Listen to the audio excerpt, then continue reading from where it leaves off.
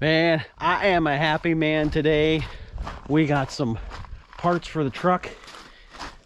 And look at this. This is a thing of beauty. Check that out. Oh, look at that.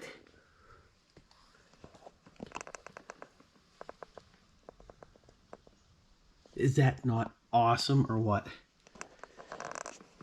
Only one rotor showed up. I'm not sure why. Only one rotor showed up. But that's what we got. And it is absolutely gorgeous. It's coated. I feel as though it's worth the extra cost to have the coating on it because, hello. So, yay, it's there. It fits. It's the correct part.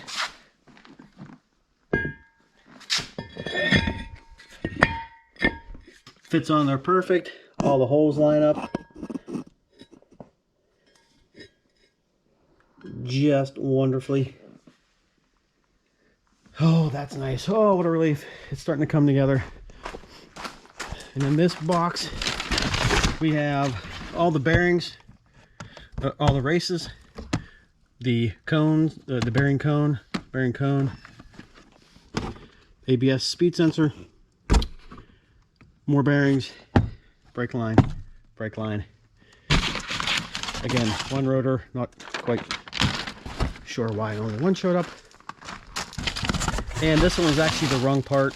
That's the brake cable, but it looks like it's for the brake from the brake assembly to the brace, whereas I wanted to order the cable from here inside the cab. And then I drove about an hour to, unfortunately, a Chevy dealership to get these because it's the only place I could find it. But I got the equalizer. This connects the two brake lines that come from each wheel. They connect here and here. Whoops, here and here, and then this is the cable. Oh wait, no, this is one side of the truck, other side of the truck. So I still need the one for the cab. And there's the fancy diagram. So these are the lines I got right here, this one, and I still need this one to go up into there. But we are on a roll. So just gotta wait for the brake assembly, the parking brake assembly to show up. And once I get the parking brake assembly, then I can start putting the thing back together. I have the calipers, I can put those on, and man, I can finally get this project wrapped up. So I'm pretty happy. So let's get going. I want to paint the calipers just to protect them from any weather. So let's go ahead and do that. And I almost forgot to mention, I had given up on the Harbor Freight abrasive blaster, and then I was looking on YouTube about people who had it, and it seemed like people were using the wrong media in it. So I am a guilty one of doing that. I think the abrasive I had was too abrasive for it, and I wasn't going to screen it because, man, that just seems like a lot of trouble. So I went back to Tractor Supply and I got the Black Diamond abrasive. That is the fine abrasive. What I got the first time was the medium grit abrasive, and that stuff looked fine to me, but apparently it's not fine enough for that contraption. So there's the Black Diamond medium abrasive. So I'm going to re-unbox that silly thing, set it back up, put the fine stuff in it, and cross my fingers that it works. because man, the job it did right there, it probably doesn't come across in the camera because this stupid thing never focuses when I need it to. But it put such a nice rough surface on there, and I want to do that. I want to get these painted and help preserve it, make it look good, even though I do have the chrome covers for it. So fingers crossed that it works, and I'll get some more work done. Check on your brother being. So for those who know, will know what this is. For those who don't know, well, they won't know. But I've never seen anybody put this in any of their videos except me. And if you don't know, that is an important piece of paper right there.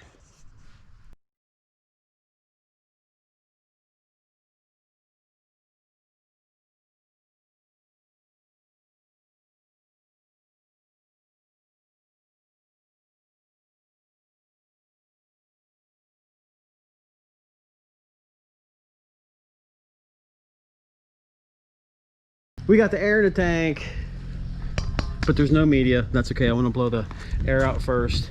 Everything is connected. It's a little cool out, so we're gonna get some air, water in here.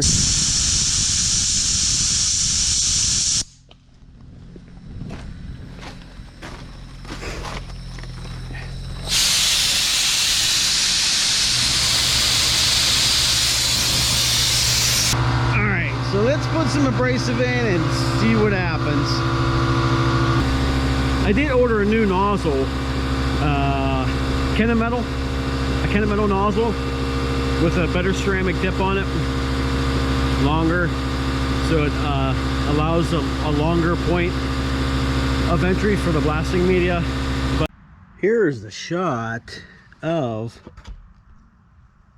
the medium grit versus the fine. There is a massive difference.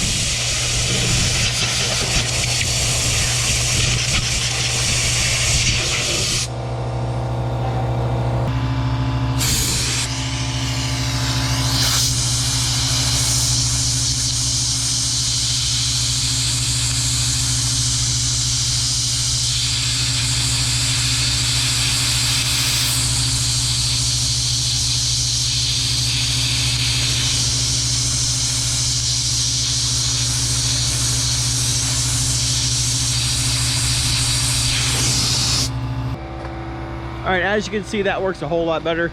I'll have to fine tune it a little bit, but I think the smaller media is definitely what I needed. However, I don't have the proper respirator to be doing that, so I'll get the respirator and I'll continue on with that method. But I think, and I hope, that'll be the ticket to get that sandblasted. But you can definitely see,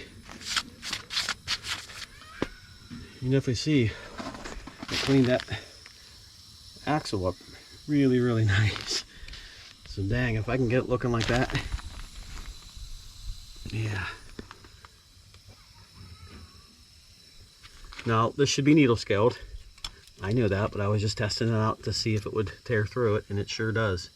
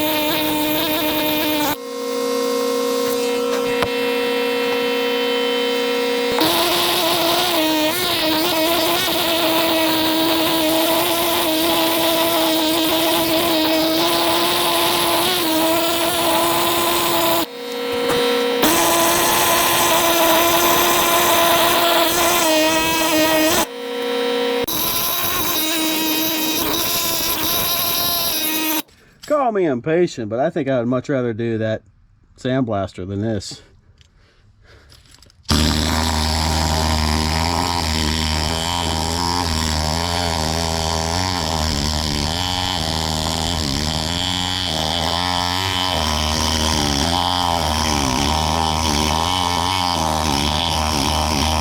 I think I need an air hammer, air chisel.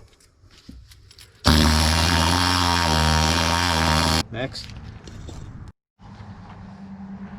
Self-etching primer, 2 to 3 light coats, 15 minutes apart, and allow it to dry for half hour before top coating. And that's what we'll do.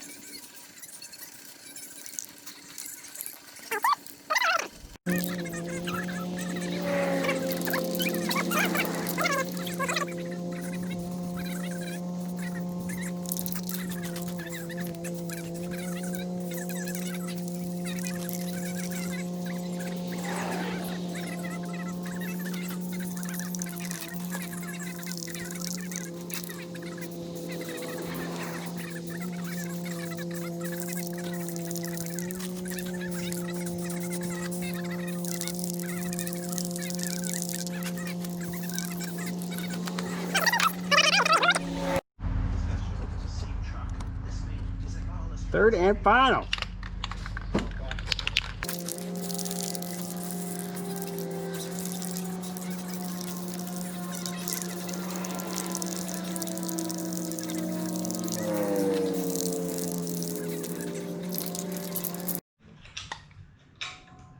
All right, let's get with the paint.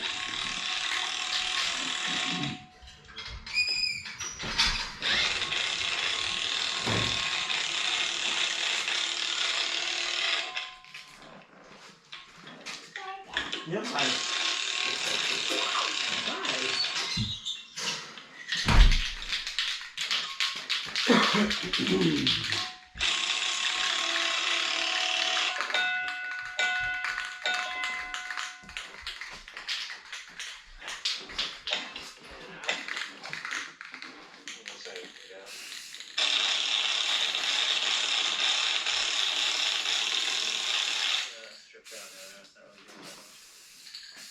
Like torched out bigger and you welded a nut on there, and then that would do it. These are too small to pull off this sprocket. Like that's what I think. Look at the design on this machine over here. The sprockets on this, they're segmented, so you can just change the segments.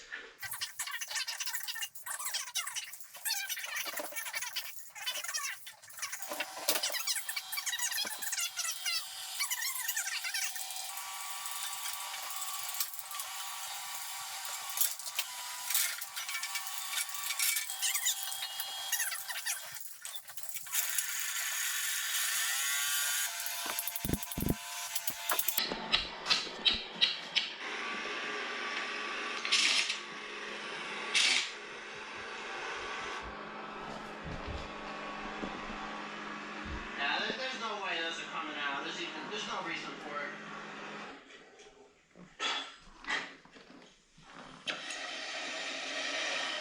Alright, looks good. Wait a couple minutes, we'll put a second coat on. Alright, let's shoot coat number 2.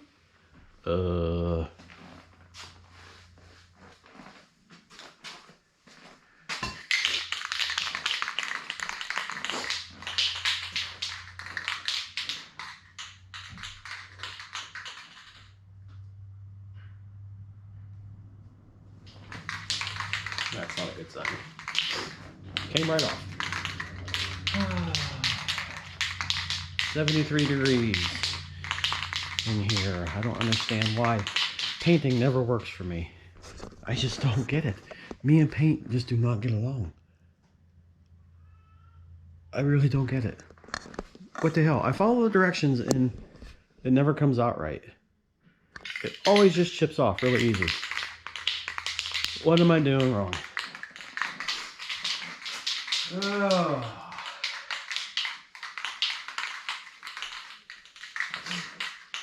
Whatever.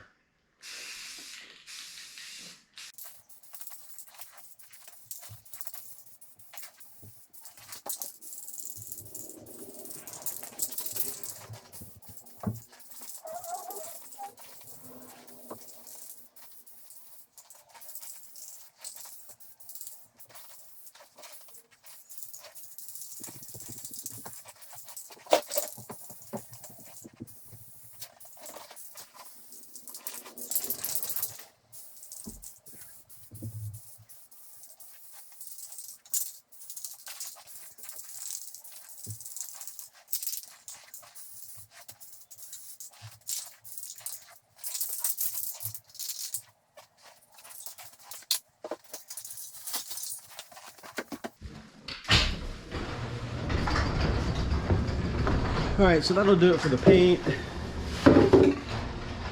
I'm on the fence as whether or not I want to put clear coat on here, just as an extra layer of protection. Maybe I will.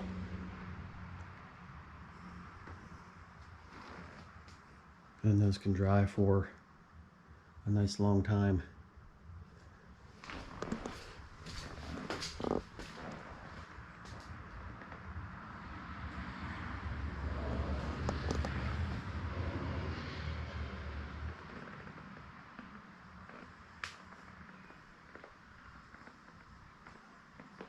I chose red because black is boring.